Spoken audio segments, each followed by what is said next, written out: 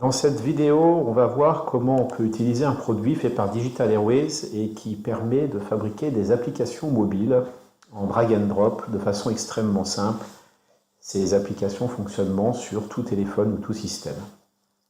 Le système Scale fonctionne en deux parties. La première partie, on va utiliser le builder. Le builder va permettre de fabriquer l'application même à partir d'un site web. Et la deuxième partie va concerner la diffusion de l'application. Une fois qu'on va avoir fabriqué notre application, on va pouvoir l'envoyer directement sur un nombre de mobiles préidentifiés. Pour démarrer, donc, on va sur une console du builder, on s'authentifie, puisque bien entendu, en fonction de l'authentification, on va avoir des droits différents. Et puis, on va pouvoir fabriquer notre application. Une application va être faite d'un certain nombre d'écrans. On va passer rapidement pour partir sur un écran vierge. Un écran vierge, on va définir un fond, tout ça est complètement personnalisable. Et sur ce fond, on va positionner des widgets. Vous voyez, sur la droite, nous avons un ensemble de widgets, c'est-à-dire de petites applications que l'on peut prendre, et puis poser sur l'écran, positionner sur l'écran, et puis paramétrer.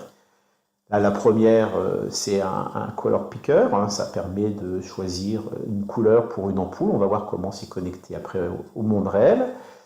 Le deuxième qui a été pris là, c'est un indicateur, est-ce que la porte est fermée ou pas. Et puis on va rajouter d'autres petits widgets ici qui vont se connecter directement à nos équipements réels, c'est-à-dire à nos objets connectés. Vous voyez, là, pour le petit widget que l'on vient de prendre, on va pouvoir paramétrer le nom, la façon dont il va se connecter, etc., etc. Tout se fait sans écrire une seule ligne de code, tout se fait en drag and drop, et puis en définissant les paramètres qui vont nous permettre de fonctionner et d'accéder à nos objets réels.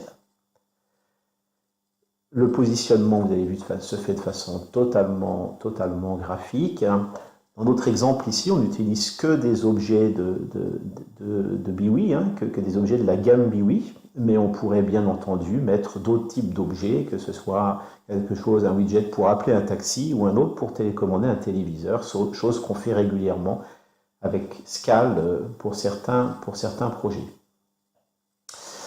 Voilà. Vous voyez que dans cet exemple, on ne va créer qu'une page, qu'un seul écran, mais bien entendu, on pourrait créer des myriades d'écrans dans une même application, de façon à avoir quelque chose de très complet. Ce qui est pratique quand on a un seul écran comme ça, c'est qu'on va vraiment avoir un aspect télécommande. Imaginons qu'on désire là avoir une télécommande pour une maison, pour une chambre d'hôtel, une chambre d'hôpital ou quoi que ce soit. On pourrait avoir tout ça sur un seul écran. Le dernier widget qu'on positionne ici, c'est un wattmètre. C'est quelque chose qui va nous permettre de connaître la consommation de la pièce que l'on va pouvoir télécommander à partir de ça. Voilà, on va avoir ici notre application presque complète. On peaufine tout ça. Et puis, une fois qu'on est content, on va générer l'application. Hop, voilà, ça se fait en quelques clics. Mon application, c'est bon, elle est terminée. Maintenant, je vais aller sur le manager qui va me permettre de déployer cette application. Vous allez voir, c'est quelque chose d'assez rapide. Ici, j'ai une liste de téléphones que je connais. Là, je vais prendre mon application, je vais sélectionner un ou des téléphones vers lesquels envoyer mon application.